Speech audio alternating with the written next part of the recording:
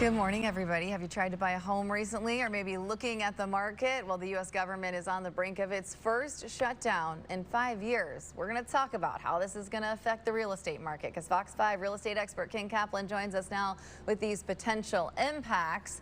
And man, we know that when people start talking about money and shutdowns, that it goes straight to not only the cost of goods, but then housing, and the trickle-down effect can be really, really long. So good morning. Good morning. First of all, I see you got your coffee and your water. We're ready to go. So let's have this conversation, shall we? Let's have this conversation. Yeah, we shall. I think the last time we had this conversation was probably 2018 is the last time I think we had to tackle this and how it's going to potentially affect the consumer, and it's it will affect the everyday buyer and seller of a home, and it's got, like we talked about, kind of the ripple effect. If things do shut down, what's going to happen? Yeah. How does it affect the everyday buyer and seller? Well, for the everyday buyer who's getting a conventional loan, it won't have much of an effect. But for an individual who's a first-time home buyer, or for a VA buyer, any of these government-backed loans, USDA loans, you're probably going to see and experience some sort of delay. It's going to take longer to get loans approved. It's going to take longer potentially to get the processing times up and going. If they've got fewer people, if they've got fewer avenues to go through, the condo approval process for VA and FHA, you've got to think that those are going to take longer. And I would also say for the VA buyer, I think we're looking at getting your VA eligibility cert, which we know is the first step to make sure that you're able to get that VA loan. That'll probably take longer too. Oh, wow. What about the normal consumer, someone who's maybe not working with the VA loan?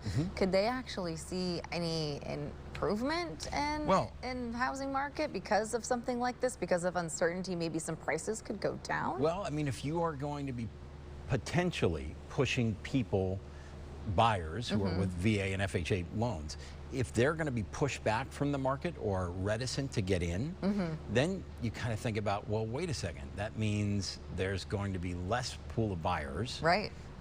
Which makes you, as maybe a conventional borrower who's getting just a conventional loan, you may be a more attractive buyer because there aren't as many buyers out there. Right. So sellers need to think about that as well. And if you're a buyer and you're thinking, well, let's make an offer, if you're a VA buyer or an FHA buyer, you need to think about, can I close in 30 days? I may need 45 days. I may need 60 days. Is the seller willing to do that? Right. And these things should be run by your agent. They should be run by your lender to know what potentially could come up. Yeah. So, I mean, and this is all very, looking into the future, very if. This is very if. Okay, I want to take a look at some mortgage rates. Yep. Today's mortgage rates, they're up on the screen. They are. Show them now. Okay. Yep. Anything stand out? So here's, it's funny. We saw that quarter point cut about a week ago. These are still high. Ready?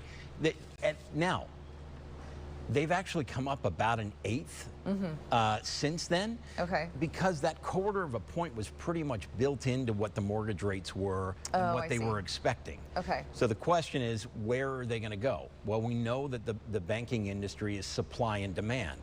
So in the event that I'm going to tie this into what we were talking about, but in the event that there was a government shutdown and there was less demand for mortgages, got to figure banks are going to make it more attractive so that you borrow money, because that's how they make money. Gosh, if anything to get these to go down a little bit would help everybody. And the people who purchased, within the past, 2 years, if they see a lowering of the rate, guess what? They're going to refinance. Absolutely. So. Okay, let's talk about the deal of the day. We are headed to... We're going to North Park. Let's go to North Park. Okay. Take me to North Park. I'm taking you to North Park. Okay, you ready for this? So this is a 55 and older community. This is our deal, by the way. This is our deal. Okay. Okay, look at this. This is absolutely, to me anyways, I think this is great. Beautiful renovation. Now, it's not massive. You're about 400 square feet. It's a one bedroom, and the bedroom will fit a queen size bed. Okay. So, and it's been totally remodeled. top to bottom. Okay. Okay. 55 plus. 55 plus. Okay. But if somebody's looking to get in, here's a great opportunity to get into a 1-bedroom, 1-bath that's just on the south side of University Avenue. Lots of good coffee in North shops, Park. walkable. Tons of places over Okay. there. So where do you think we're going? 400 square feet. I'm going 300,000. I'm going B. 300? Yeah, B. Chrissy? B. Okay.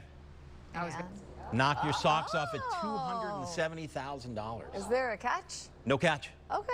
How's can that? you And these- short-term, can No. you rent it out? No, you're not going to be able to yet. And That's the catch in most for of me.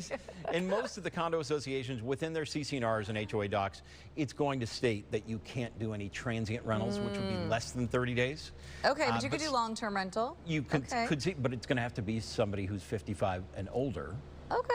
Good, but yeah, I mean, you could make it an absolute gem to Okay. as a rental. All right, let's go Good. to today's dream in North Park. Okay, so let's talk about this dream. Oh, wow. This is stunning. This is in North Park? I mean, stunning. This is a Craftsman, ready, that was purchased in the 1920s out of a Sears catalog. Are you ready for this? This house is 100 years old. Oh, wow. And it's got an ADU. This is a 4-bedroom, 3.5 bath, almost 2,600 square foot property. Okay, totally remodeled.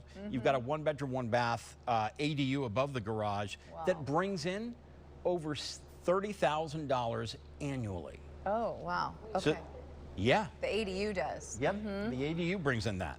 Now, the main house, Craftsman, Chef's Award-winning kitchen, gourmet appliances, French double-door oven, gourmet appliances, 6-burner Viking, dual-drawer Fisher-Paykel. Wow. And then Jenner built-in fridge. I mean, it's just stunning. Primary bathroom, and for any of us who've lived on the East Coast, ready?